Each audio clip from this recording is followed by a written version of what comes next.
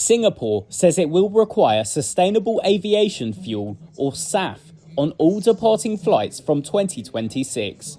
The shift to SAF is crucial for the aviation sector to reach its goal of net zero carbon emissions by 2050. But barriers including high costs and uncertain raw material supply could stand in Singapore's way.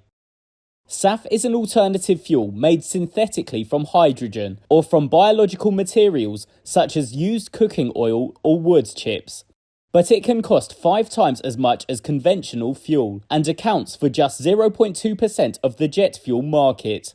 That's a relatively small percentage compared to the global size of the biofuel market, according to Sami Jauhiainen, Asia Pacific's Vice President in Renewable Aviation Business at Finnish fuel refinery Neste.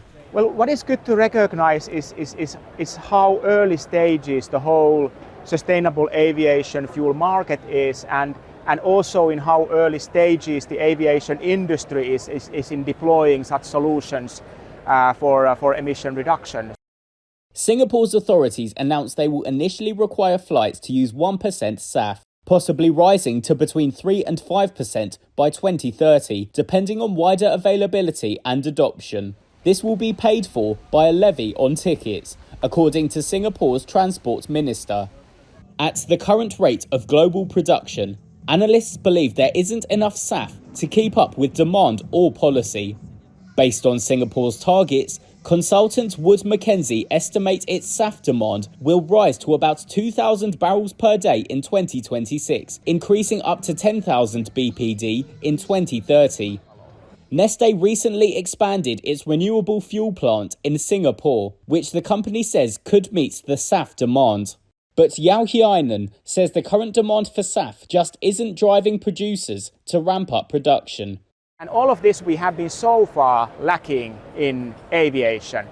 So, and that's explaining why the production and the volumes and the availability up until now has been so limited. I think to solve this situation, we need to tackle the demand side of the problem first, and then the investments will follow. There are also concerns that the contents of SAF itself are not entirely made from sustainably sourced materials. Palm oil is an example. The EU does not consider palm oil to be a sustainable fuel because of deforestation in top palm oil producing countries in Southeast Asia. Jauhiainen says Neste has completely moved away from the use of palm oil to produce renewable fuels.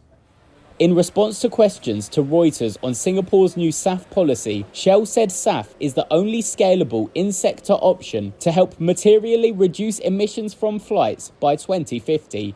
But it requires greater availability of raw materials, better supply chains, improved production technologies, stronger demand, and clearer policies.